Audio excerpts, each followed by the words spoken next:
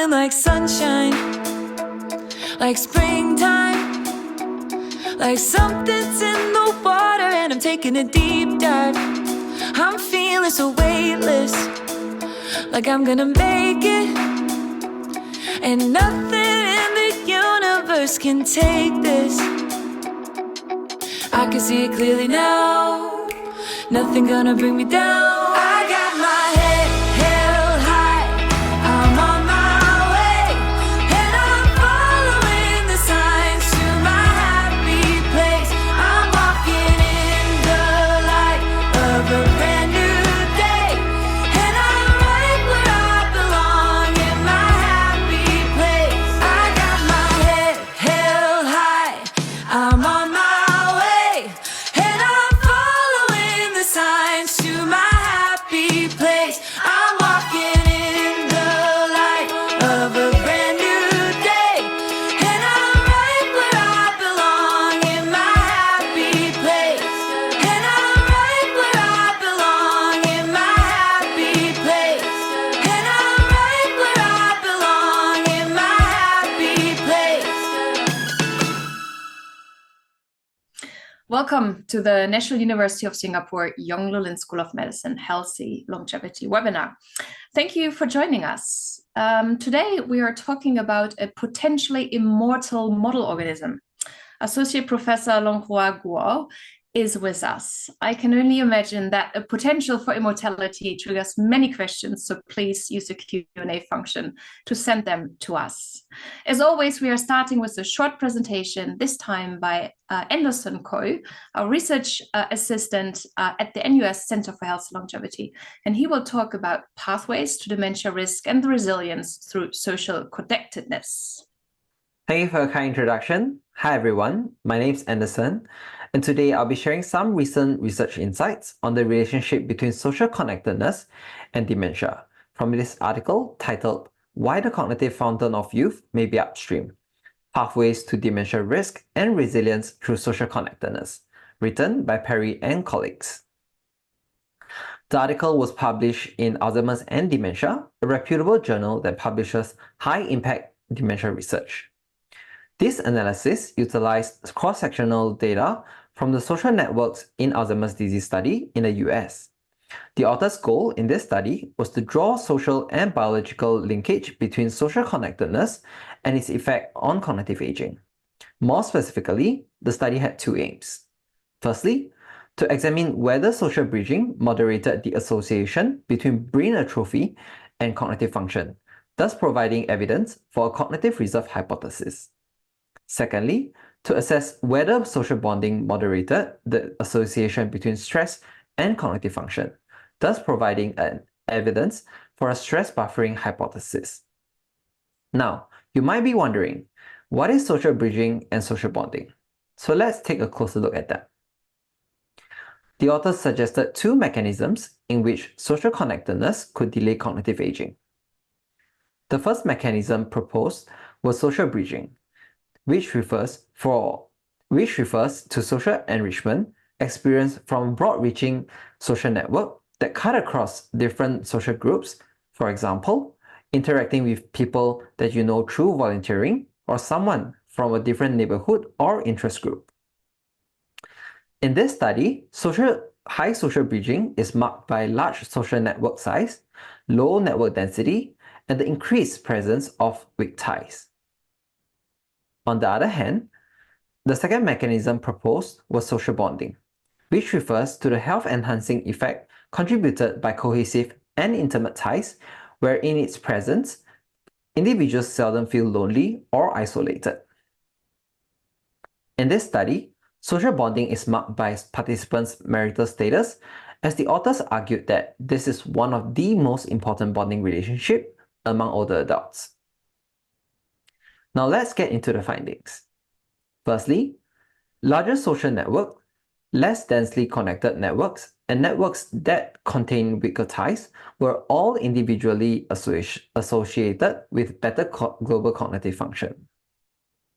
Furthermore, all three markers of social bridging significantly moderated the relationship between brain atrophy and cognitive function. As seen from the graph, there was no observable relationship between structural neurodegeneration and cognitive function among participants with high social bridging, but the expected relationship was observed for those with low social bridging, thus supporting the cognitive reserve hypothesis. In addition to that, the study also found that stress was not associated with cognitive function for people who are married or cohabitating. However, a strong negative association was observed for their counterparts, where greater stress was associated with poorer cognitive function. This thus supports the stress buffering hypothesis, where in the presence of bonding relationships, the negative effects of stress on cognitive function is alleviated. To sum it up, this study provides preliminary evidence for the mechanisms linking effects of social connectedness and biological pathways in cognitive aging through social bridging and social bonding.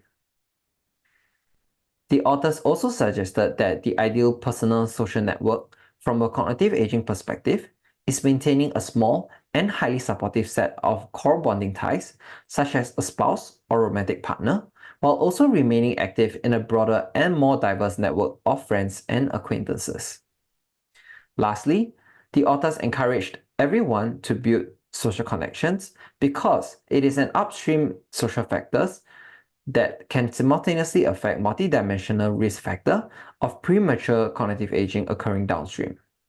This is supported by a large amount of literature on the role of social influence in shaping older adults' attitude, beliefs, and healthy lifestyle choices. And that is all for now. Thank you for tuning in. Thank you, Anderson. I think it's very important to have a broad network, but maybe we can also talk about a broad network of the animal model, which might be immortal. It's my pleasure to introduce you to Dr. Longhua Guo.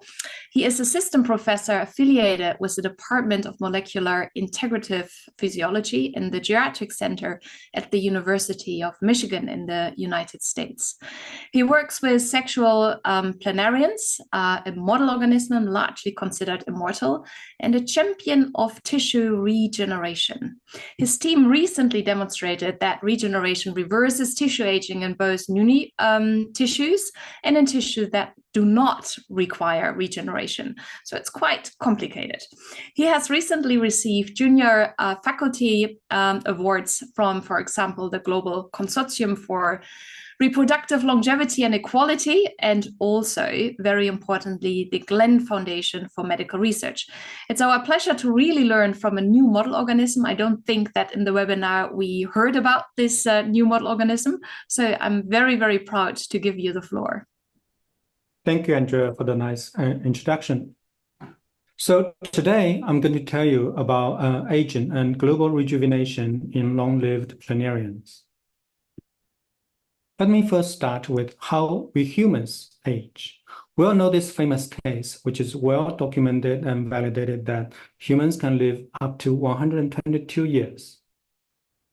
In recent years, it is more and more common as well that for us to hear about people living as centenarians. While we can live for more than 100 years, we humans are actually outliers among the primates. In this plot, you can see that this is the age of the chimpanzees, gorillas, these primates lose in fertility, and this is the age they die. It follows a nice linear relationship, but the humans, they reach reproductive senescence much, much faster than the chimpanzee and gorilla. What this means to us is that humans live a much longer post-reproductive lifespan. This is especially the case in women. So it will be nice for us if we can identify a long-lived laboratory model that also has a long post-reproductive span. And if we can study this animal in the laboratory to perturb the aging process, it will be even better. There are 8.5 million animal species on Earth. Some live short, some live long, some die soon after reproduction, but some have a long post-reproductive lifespan, just like humans. So it shouldn't be too hard. And in this a study reported in 2014, a group of researchers examined the diversity of agents across the tree of life. Here you can see this flat line here. They identified a category of animals that can live for centuries. So this includes hydra and, of course, planarians. In the earlier literature, a lot of the time, that also, as Andrea mentioned, that planarians are considered immortal. So the question now is this: do these immortal planarians actually age? And if they age, how do they stay extremely long lived? Can they produce babies throughout their life? In other words, do they maintain a long post-reproductive lifespan, just like humans, so that we can use them to understand us better? The interest in planarian aging actually dates back to the beginning of the 20th century. Dr. Charles Manning Child was among the first group of thought leaders on planarian aging.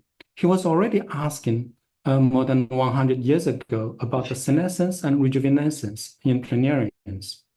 At his time, they were not able to culture the planarians in the lab, so he went to the field and catch wild planarians for every experiment he performed. That introduces some variability. And another limitation of his work is that he defined planarian age with animal sizes instead of the birth date.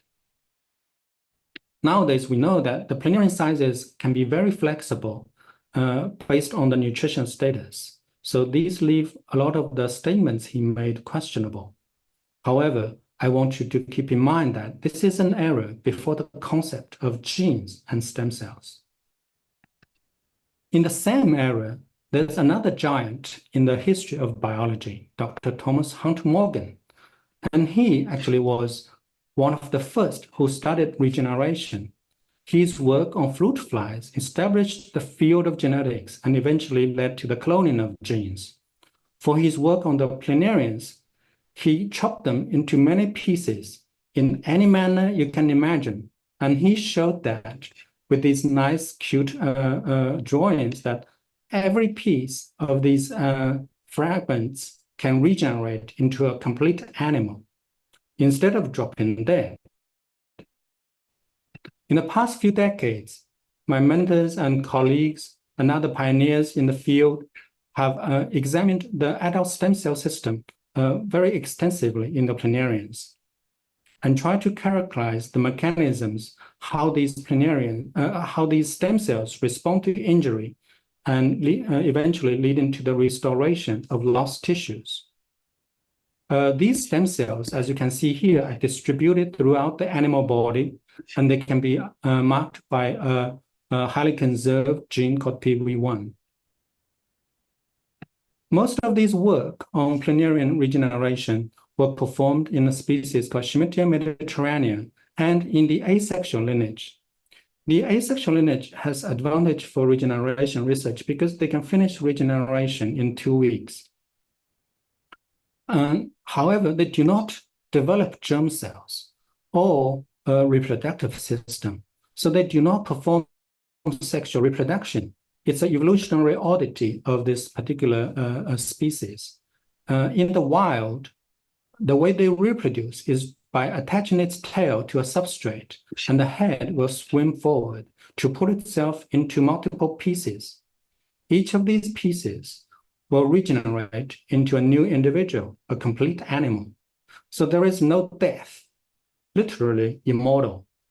And there's continuity of the individuality.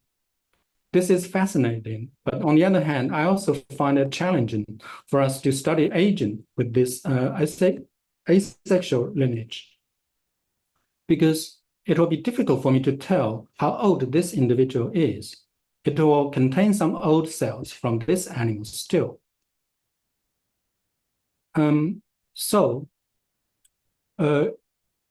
This can be also very challenging, especially when we do not even understand how these animals age, whether they age. So we turned our attention to the sexual planarians. The sexual planarians of the Schmittia mediterranea are considered more as an ancestral form. The asexual has a chromosome translocation. The sexual planarians, they can develop all the reproductive systems necessary. Two partners will come together and mate and produce babies. After mating, a zygote is produced, which will develop into spherical embryos in the egg capsule. This egg capsule is a little bit like the cherry, but much smaller, and it is produced after mating. In 2 weeks, these spherical embryos will develop into a hatchling, which will come out of the egg capsule, just like how a chicken comes out of a chicken egg. This is nice because this will allow us to determine the age of these hatchlings based on the date when the egg capsule was produced. And it will allow us to examine the basics, to lay the foundations of the aging phenomenon, just like any other model system in aging research. Now that we have this breeding, we can breed these animals, we established isogenic inbred lines. These inbred lines are highly variable because they will allow us to compare aging across different genetic backgrounds. Also, we can keep these in the lab with very constant conditions instead of relying on wild populations each time these populations from the wild may bring in new variables. Also, the wild populations also, are subjected to genetic drift if they were kept in the lab for long-term studies. We also established a chromosome scale genome assembly and numerous genomic resources. So now the stage is ready for us to use the sexual planarians to study aging and regeneration. The sexual planarians have both the benefit of regeneration and also the benefit of sexual reproduction. Now let's get back to this question. Do these immortal planarians actually age? The answer is yes. In my past experience, I have noticed this again and again, that different cultures will lose fertility over time. In this plot, you can see in the first 200 days of their life, in average, they have a 50% fertility. But over time, in this strain called LF, in about 500 days, the fertility will decrease to 0. And in the other strain, S2FN, the fertility reduced to about 10% in about 600 days of age.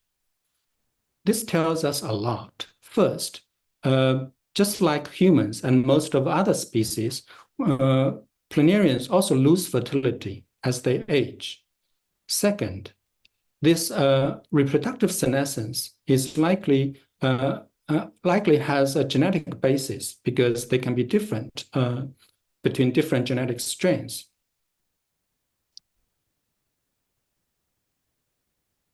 What this also tells us is that because they do not die and are almost like immortal species, at least they live much longer than us humans at this point.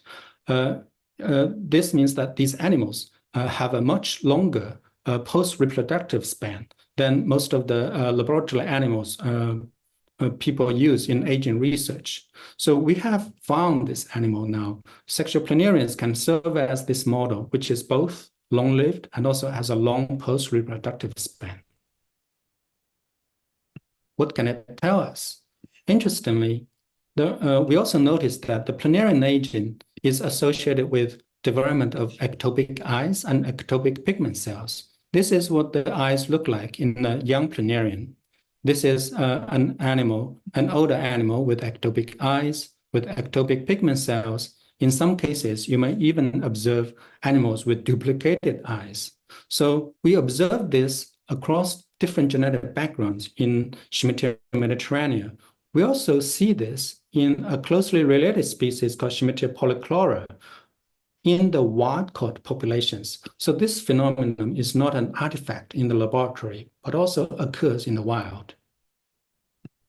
the percentage of animals with ectopic eyes and ectopic pigment cells steadily increase as the animals get older. And we also ruled out the possibility that this is purely driven by animal body size, which I'm not showing here. So if they age, then how do they stay extremely long-lived? We can take these older animals, which has lost their fertility. We can remove their head, let them regenerate. We can cut them into 4 pieces, or we can cut them into even 9 pieces, and then let them regenerate. And then we can compare the fertility of these populations here to the senescent populations. So these animals were taken from the same age groups of these old animals. These animals have a baseline of fertility like 5% here. After regeneration, the fertility was restored and comparable to the younger populations, which are 4 to 5 months old in this case. We can also cut the head of an old animal and let it regenerate. You can see these less pigmented tissues. These are the new tissues. We call it blastema. And then in 9 days, you can see the eye spots. In 20 days, the new eyes are formed pretty nicely. You can see it is pretty much the same as the young animal instead of the old animal. We can also just cut half of the head and let it regenerate the other half of the head. After 20 days, you may notice this new eye just looked like the young animal. You may notice that this old eye didn't change much. So does regeneration of this new tissue impact this pre-existing tissue? It seems it doesn't impact this eye, but however, this is also the reason I choose this particular individual here. I want to draw your attention to this tumor-like structure here, which is rare, but it does occur occasionally in the older animals. You can see as the animals regenerate the other half of the head, this tumor-like structure disappeared and now returns to a much normal looking auricle. This is where most of the photoreceptor cells are. It is more and more comparable to the newly regenerated side of the animal. The differences between these two, of course, I do not understand, and we still don't understand, but it does suggest that there are regulatory mechanisms here. In this plot, we examined oxidative stress because aging is associated with the increase of reactive oxidative species, which will lead to increase of oxidative stress in the cells and in the animal body. Each plot here represents the 100 cells stained with cell rocks, and might view a method we developed in the lab to measure the oxidative stress state of the animal. We used an older, here showing you an older animal and a young animal and a newly regenerated animal. I'm not showing you here which is which, but I will give you 1 second to think which is which. All right. I think it will be very easy for you to spot the older animal here because the cells have much higher oxidative stress. If you look at this red spot comparing to the young and regenerated animals, and also the cells are highly variable in terms of the cell rocks intensity or the oxidative stress state. It is probably very hard for you to tell apart between the young animal and the regenerated animal. This animal have undergone 2 rounds of regeneration. Chronologically, it is 24 months old, even older than this one. However, you cannot tell the difference between these two. We can also quantify this by measuring the fluorescence intensity of cell rocks. You can see that in the older conditions, 16-month-old, the mean intensity is much higher than the young and also the regenerated conditions. Because here we repeated the assay multiple independent individuals, you probably also notice that the variability of different individuals is also much higher than the young and regenerated conditions. We can also quantify the percentage of cell rocks positive cells that have very high oxidative stress. The trend is the same. The older condition has many more cells that are cell rocks positive than the young condition, and the regenerate condition reverse that phenotype. We also measured motility in collaboration with Dr. Scott Pletcher. He helped us design this chamber. We can have one animal in each chamber and record them for 24 hours. Then we can quantify the total distance traveled by all of these animals. We repeat this experiment many times. And you can see the 5-month-old younger animals travel much longer distances than the older 17-month-old animals. And this regenerated condition here, it's chronologically 35-month-old. But you can see that even though it's much older chronologically, but one round of amputation and regeneration already reversed this age-associated loss of motility. To summarize, we see altered eye structure, we see loss of fertility, and we loss of motility, and we see increase of oxidative stress. However, regeneration led to the reversal of all of these age-associated physiological decline. Next, we would like to examine the aging and rejuvenation phenomenon at the molecular and cellular level. To do this, we used single-cell RNA sequencing with 6 young samples, 5-month-old and 7-month-old, separately.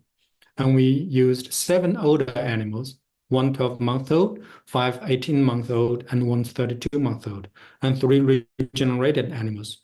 These regenerated animals are chronologically 32-month-old, comparing to similar to the same as this 32-month-old here. However, they've been through 3 rounds of amputation and regeneration. We focus on the head because we can consistently sample the same tissues across different individuals. And it introduces minimal perturbation to the whole animal size. We were able to uncover all the reported cell types that have been reported by the community.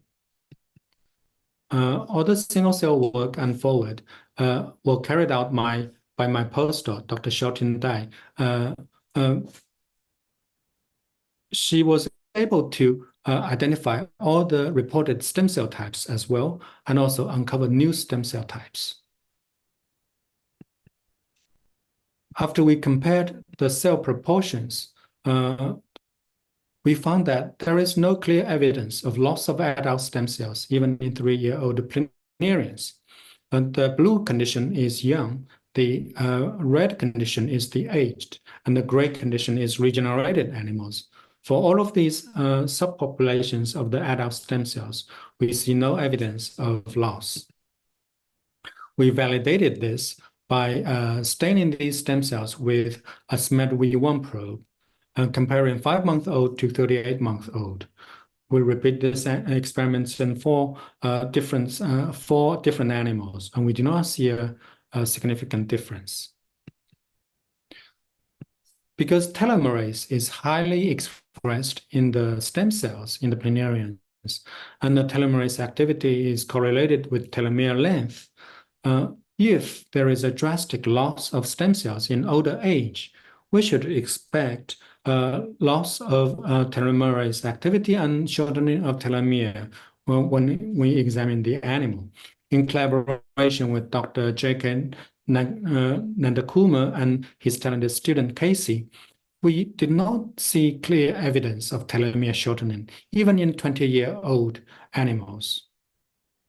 We also examined this in a closely related species, Shimetia polychlora. We did not see clear evidence of telomere shortening either. These are consistent with our conclusion that there is no stem cell loss in 3 years. So this is fascinating because if you think about it, the mouse cannot live for more than 3 years, but these stem cells somehow has the property to live in the planarians for more than 3 years. And why is that? why is this species-specific differences? We do not know the answer yet. Cell-to-cell variability is an emerging hallmark of aging. The single-cell sequencing data allow us to examine this cell-to-cell variability. We examine this across different tissues. You can see here, it seems there is a little bit of increase in the neoblast or the adult stem cell population in terms of cell-to-cell variability, but we were not able to detect a statistical significance between the young and old. This, however, is much more pronounced in the differentiated tissues. When you look at epidermal, there's a dramatic increase in variability, almost doubled. And it's also pronounced in protonephridia, the kidney-like tissues, neuronal tissues, and intestine tissues. Interestingly, regeneration reversed this age-associated increase in cell-to-cell variability, specifically in protonephridia, neuronal tissues, and intestine tissues, but not in the epidermal tissues. And regeneration even increased the variability in the cathepsin tissues. Why is that? We don't know, but this tissue-specific differences suggest regulatory mechanisms in terms of cell-to-cell variability. What this data also suggests is that the neoblast or the adult stem cells likely age more slowly than the differentiated tissues. To further examine this problem, we used principal component analysis for multiple tissues of 3 different age groups, the young, aged, and regeneration. You probably already noticed that for the intestine, epidermal and protonephridia and cathepsin, the triangles are clustered together with the squares, meaning the young clustered together with the regenerated animals of the old. And they are distant from the aged animals, which are circles. The same is true for these tissues. But when we look at the neoblast, they are closely clustered together. This, again, at the level of the whole transcriptome, suggests that the stem cells have a much slower aging rate comparing to the differentiated tissues. We also look at the loss of neurons. We also found loss of neurons and increase of glia, and these age-associated changes were reversed after regeneration. We can validate the loss of neurons or reversal of the loss by in situ hybridization. And we also detected molecular changes in aging and rejuvenation. In this plot, on the y-axis, the positive values means the older conditions. The older conditions have increased expression of these genes, and the negative values means they are downregulated in older conditions. And when comparing the older conditions to the regeneration, the positive values here means the regeneration reverse age-associated upregulation, which will be this group of genes. And here, it will mean regeneration reversed age-associated downregulation of these genes. The nice thing about this plot is that you can see the genes that are rejuvenated and the genes that are not rejuvenated. So it will allow us to quantify the extent of rejuvenation for this particular tissue here. We did this for all the tissues. So you can see neuronal tissues, intestine tissues, muscle, epidermal. Most of these tissues underwent very significant rejuvenation in terms of gene expression. And there you may also notice some tissue-specific regulation. Again, we don't understand the tissue specificity in terms of the rejuvenation phenomenon yet, but it does suggest regulatory mechanisms. To summarize, stem cells have slower aging rate than differentiated tissues. We did not observe significant change in numbers, cell cycle, entropy, or cell-to-cell variability. Some of the data I didn't talk about because of the time limit. And there is likely alteration in differentiation. For example, we observed loss of neurons and increase in glia. Sorry about that. all of these changes can be reversed after regeneration. And we also detected molecular changes, and these molecular changes involve actually a lot of the classic aging-associated pathways, for example, the insulin mTOR pathway. And there is a tissue-specific regulation of these molecular changes. And such molecular changes can also be reversed by regeneration. The single-cell data that I showed you was based on the head and then comparing newly regenerated head to the young head and old head. So does head regeneration impact tissues distant from the injury and induce a global response? The fertility data, the motility data, and oxidative stress assays all suggest that this regeneration-induced rejuvenation might be global. To examine this question directly, we perform this experiment. We remove the head of a 15-month-old animal and let it regenerate. Now we ask if this tail of this old animal, which did not undergo regeneration events, how does it compare to the 15-month-old tail and the 4-month-old tail, which did not experience head regeneration? With bulk RNA sequencing, we examine the states of the whole transcriptome. You can see the 15-month-old tails all clustered together. However, the tails of the 15-month-old that have experienced head regeneration, they cluster together with the young tails. So this means that the regeneration of the head leads to rejuvenation of the tail as well. And the rejuvenation response is global. In collaboration with Dr. Vadim Gladyshev and his talent postdoc Alex, we were able to compare the planarian agent signatures to human agent and mouse agent and rat agent, and also lifespan extension perturbations in the mouse. Interestingly, we find that the planarian agent cluster closely to the human agent and more distant to the mouse and rat agent.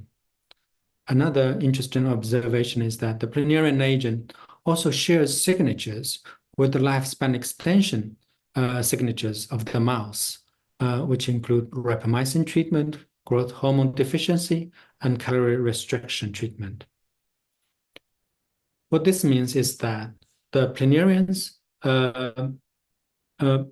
share both aging pathways, but also likely anti-aging pathways with the lifespan extension perturbations in mouse. We talked about increase of oxidative stress in the planarians. This age-associated change is not unique to the planarians, but also actually observed in the long-lived animal, the naked long-lived mammal, the naked mole rats, which was published more than 10 years ago. And one of the signatures shared with, between planarians and human is maintained mRNA splicing. This is also shared with the naked mole rats. To summarize, I hope by far our data is pretty convincing that the planarians can be used as a laboratory model for the study of aging, extreme longevity, and age reversal. And the planarians have long post-reproductive lifespan, just like humans. And it is feasible to study aging in long-lived planarians in the laboratory because the aging rate is actually not that slow. And so their extreme longevity, is it because of extreme slow aging rate, or is it because they have anti-aging tricks? I hope our data would have convinced you that the stem cells, at least the stem cells, age much more slowly than the differentiated tissues. So there is an aging rate regulation mechanism here. However, because the aging phenotype shows up in 2 years, so it's not because they age super slow to live an immortal life, and they might share anti-aging regulatory programs with the long-lived naked mole rats, and most importantly, regeneration induces global rejuvenation, and some of the mechanisms used in this process might be shared during animal homeostasis as well. With that, I would like to thank my lab, a great team, very fun to work with, and very talented people. And most of the work were led by Dr. Xiaotin Dai and the founding resource. Thank you very much. Thank you so much, Longhua. This was a very nice presentation. I learned a lot. May I ask you the first question? How did you choose for your career this animal model to work with? Well, yeah, I didn't think of aging when I started working with the planarians. I was pretty much thinking about genetics back then, because when I started graduate school, the whole field was driven, very excited about regeneration and using the asexual lineage of the planarians, and I was like, because when I decided to go to graduate school, I was thinking about doing genetics and development, and then what this fascinating model system. However, they do not have this sexual. The sexual strain was reported and being studied, on mostly for the germ cell development. But however, there's nobody working on the genetics of this animal. So I started graduate school by working on genetics in the sexual planarian, while majority of the field were working on regeneration in the asexual lineage. But as I keep, establishing all these, basics, the tools, resources, and then in the sexual planarians, we uncovered some interesting phenomenon. For example, the genome does not look like all of it. It doesn't look like the whole genome follows Mendelian inheritance. And that was the plot that I showed in one of the intro slides. Part of the genome were always heterozygous. It was pretty puzzling. But we had a hard time publishing the data, even though it was so exciting. And after graduation, I decided to resolve that issue. I want to just very stubborn, just wanted to understand what was going on with that part of the genome. So then I did a postdoc, also still taking the animal with me to a lab where I was able to learn a lot of the most cutting edge genetics and genomics analysis. And it was there. Then I was thinking about the genetics and the phenotypic variability. And then, what would be a nice phenotype to study? And of course, we solved the genome mystery. We published this paper in Nature at the end of my postdoc time. But at the same time, I started noticing these phenotypic differences from the eyes. Some animals have these weird eyes, some animals do not. That's also because some of the animals that I worked with, they have been with me for a long time, and also with the wild populations from my collaborators, so I was thinking maybe that's an inheritable trait, but then I chopped them. It turns out, those eyes do not regenerate back with the ectopic eyes or ectopic pigment cells. So what is going on? Then I, wanted to solve that problem, and then, just one day suddenly realized that might be an aging phenomenon. Yeah. And then, started to collect evidence to show if that's true, because for the extended amount of time that I spent breeding these animals, I also realized that actually it was pretty frustrating in the early days, because after a while these animals do not produce babies anymore, and so everything just got connected. They lose fertility as well. Yeah. And then you have to chop again. Yeah. Chop it again. Yeah. Or use the hatchlings. And then, the hatchlings usually begin with very high fertility. Yeah. So when I started my own lab, we were able to focus on this problem, attack it from multiple levels, collecting evidence to show actually they do age, but also regeneration reverses the age-associated phenotypes. How natural is your chopping of these animals, and is that something you find in nature, in free living animals? And that's one question. The second question: do they have pain receptors? I know where you are going. So So first of all, in the free living animals, what it is like, because so in the lab when we chopped it, we use a blade, of course, the sharpest possible. So there is a minimal pain for them. It's not a long process. Well, that's just joking, but in the wild, Hopefully, yes. In the wild, there are several phenomena that is related to the laboratory situation. One is that the fissioning process.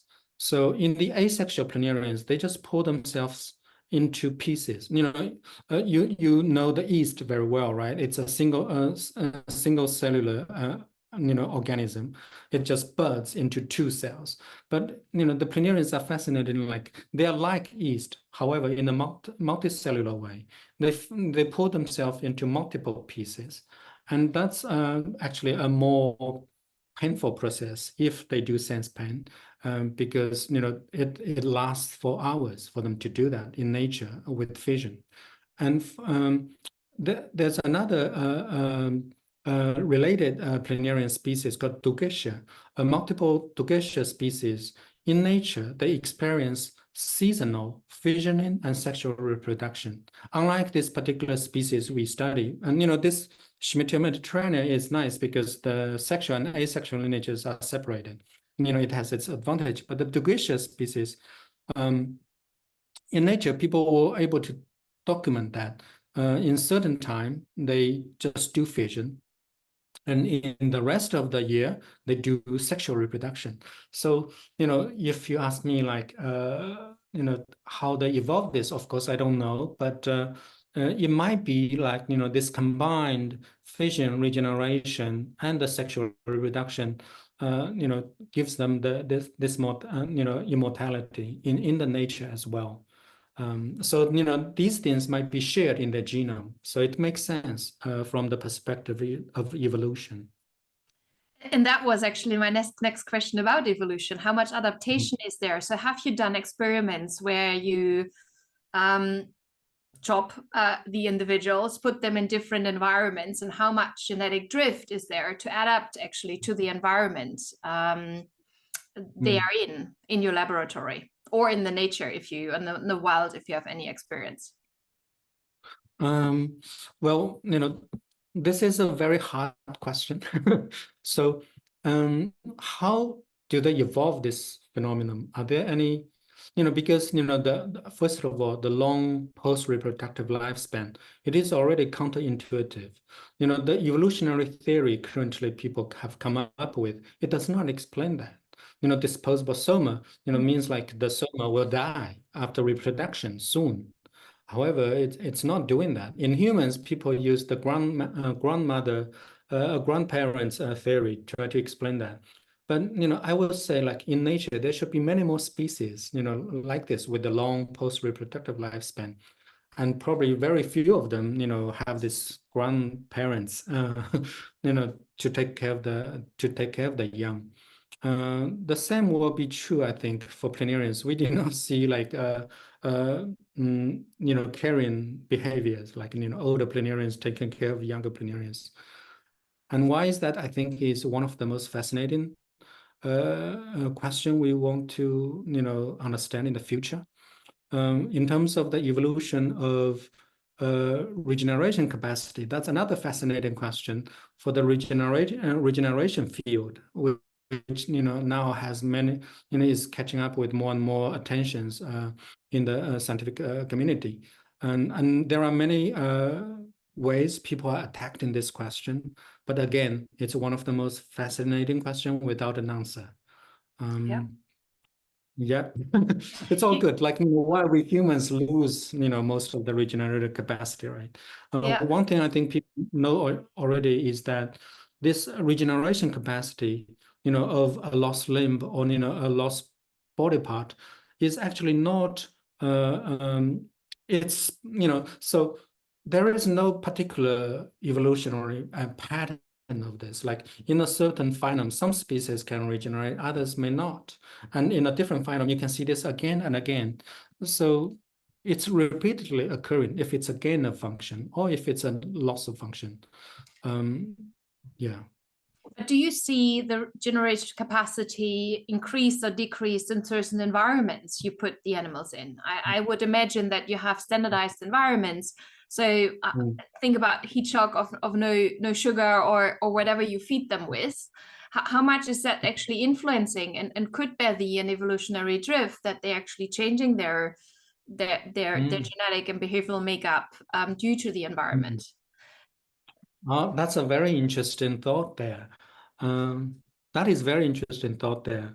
I don't know the answer, but maybe this whole evolution process, it could be driven by the food resource, and then this regenerative capacity relatively also could be contributing to their longevity as well, and it may be due to food abundance or food specific food availability in the wild that facilitates the evolution of this trait. Yeah, it's fascinating thought there. I don't know. I'm sorry. No, that's good.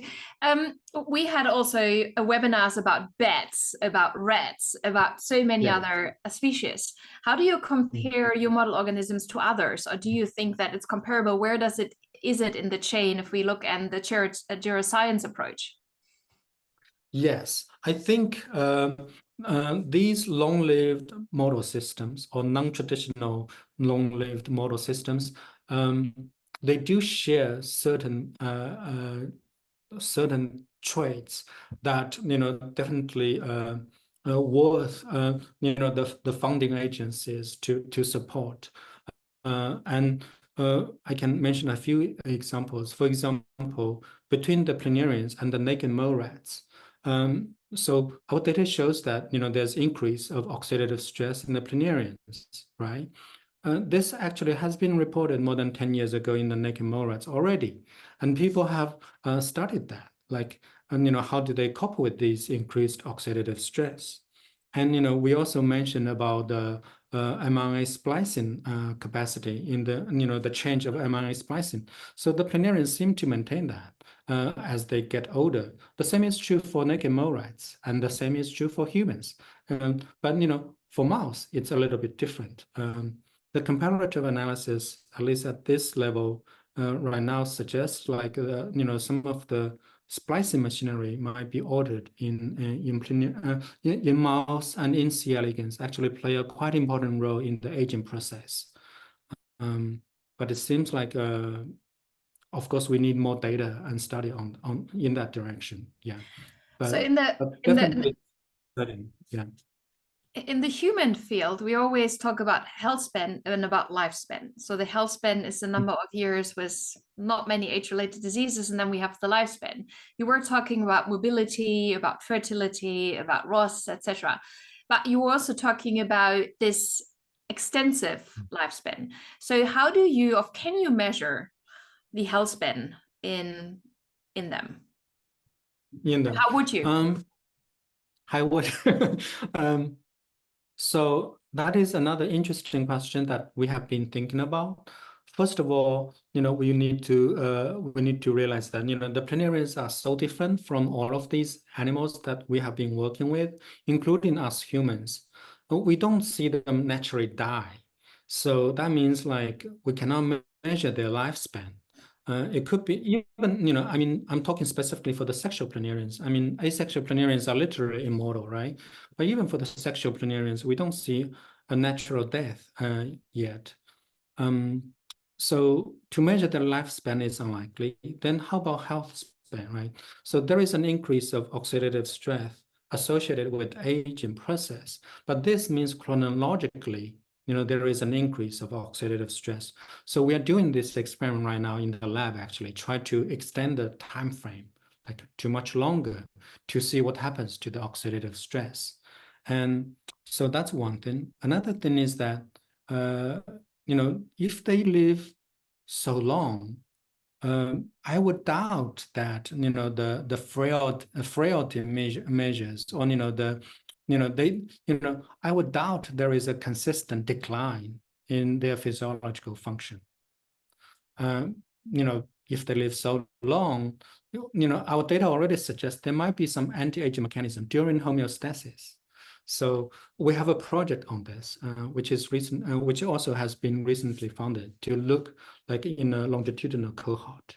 I hope I can come back and talk with you more in 2 or 3 years. Okay. My last question from me before handing over to Weilan Wang, our postdoc at our group. You have an incredible, nice career, and you got awards and funding. And what would you advise to junior researchers if they think about doing something out of the box, really looking at model organisms as you do, to start?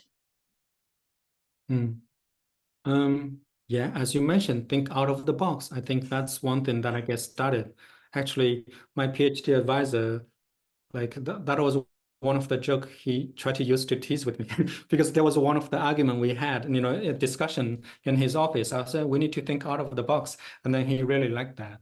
And I think that's one thing. Yeah, I think one thing kept me going is like, I was always fascinated by some questions. And then I tend to stay away from questions like a lot, all the people are interested in. Of course, I'm still fascinated about it.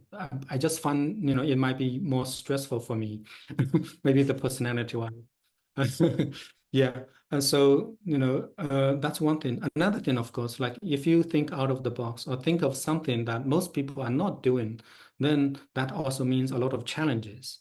And, it took me quite a while to graduate and took me quite a while to figure out what happened to the planarian genome. And then, to be persistent, to not give up. That is really the key.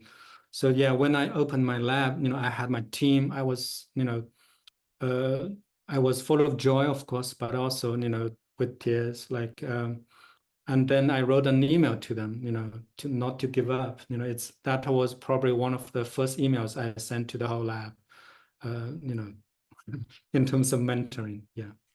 So not to give up and persistency, thinking out of the box. Thank you so much. Weilan, please come to the floor. We have questions from the audience. Thank you, Dr. Guo, for this really inspiring talk. And we have a few questions from the audience. Let's go through it with it.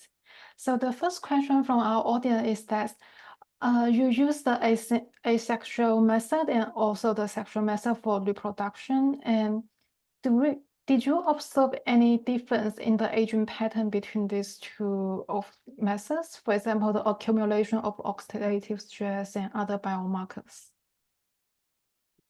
Yes, in terms of oxidative stress, with consistent sexual reproduction, it will increase.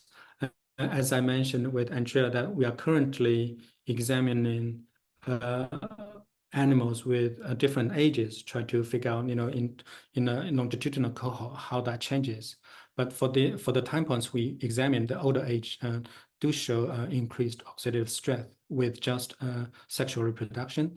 But once the vegetative or the asexual mode of reproduction is introduced, meaning like if we cut it, or if they experience the wounding experience during the laboratory culture, and then that usually leads to rejuvenation in other cases we have studied. So I mean, like in nature, like one thing I forgot to mention with Andrea is that it could be they have predators. Predators can bite them, and if they lose a piece of their body, that they will regenerate it, and then after regenerated, potentially that may also induce a natural rejuvenation response, in nature. Yeah. Yeah, that's really interesting. So hope I can get that. Yeah, I hope I can get this ability too. So this leads to our next question is, how far do you think we can translate the knowledge from the planarian to human, and what are the major limitations and challenges? Yes, I mean the challenges about the planarians is that one is a lot of the critiques we may receive is that this is a flatworm, right? Humans are mammals, but the nice thing is that actually most of these genes are conserved. the planarians have 20,000 genes, just like the humans. It's if we talk about evolution, I mean, C. elegans, yeast, they all share lots of genes with the humans. So that's the good news. In terms of translation, or my vision for our work, is that, one is that the planarians have lots of stem cells. That will make the study of stem cells much easier. Any property of the stem cells that people uncover in terms of regeneration or aging or rejuvenation, I think all of those will be relevant, because not many model systems have this luxury, to study adult stem cells so easily. And humans, as you know, we have lots of adult stem cell in different tissues, right? Some tissues do not have, but a lot of our tissues have adult stem cells. So that will be one way to translate. Another thing, which will be more related to what we have talked about today, is the injury-induced rejuvenation. We are still trying to uncover the mechanisms. I think the more we know about the mechanisms, the more strategies we may think of to translate. And I'm very optimistic about that. Because for example, the global response actually is pretty conserved if you think about it. It's just amazing, after we see this phenomenon, we read more literature, and then we realize, oh, people have reported this global response already, even though it's not associated with aging or rejuvenation. For example, one of the early studies from Dr. Thomas Randall's lab, they cut one hind leg of the mouse, and the other hind leg, which was not injured, it responds to the injured leg on the other side of the animal, and it turns on an alert state of the stem cells in the muscle of the uninjured leg. I mean, can you imagine that without seeing this data? It's just amazing. And it's also conserved, of course. Now people have reported this in zebrafish as well, and also in axolotls. So I bet in humans it also happens. Yeah. The more we know about it, I think the better strategy we will come up with in terms of translation. Thank you very much. And I believe we all are looking forward to that day. That's after cutting my leg, I will have a new life. Thank you so much. Okay, thank you so much for this wonderful talk. I think we learned a lot of a new animal model I have not really been studied before. I think for you as listeners, this might have was also very exciting. Please leave your comments or your feedback, suggestions in the panelists and all attendees option. Next week, we are talking to Professor Matt Kamerlein. He is the CEO of OptiSpan and is also affiliated professor of oral health science at the University of Washington. And he will talk about molecules, pets, of course, the dog study, and clinical practice. We are leaving you with a video, as always, and this time we ask the question, why are you interested in research on aging? Take care.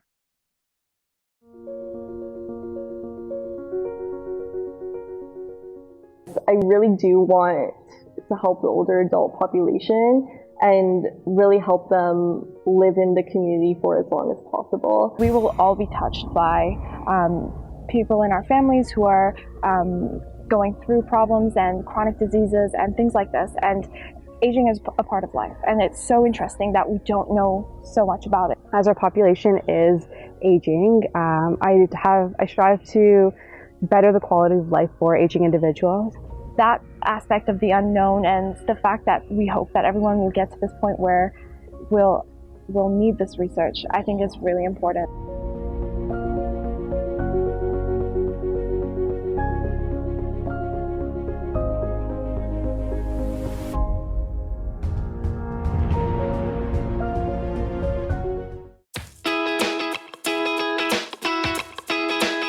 I'm feeling like sunshine, like springtime, like something's in the water and I'm taking a deep dive.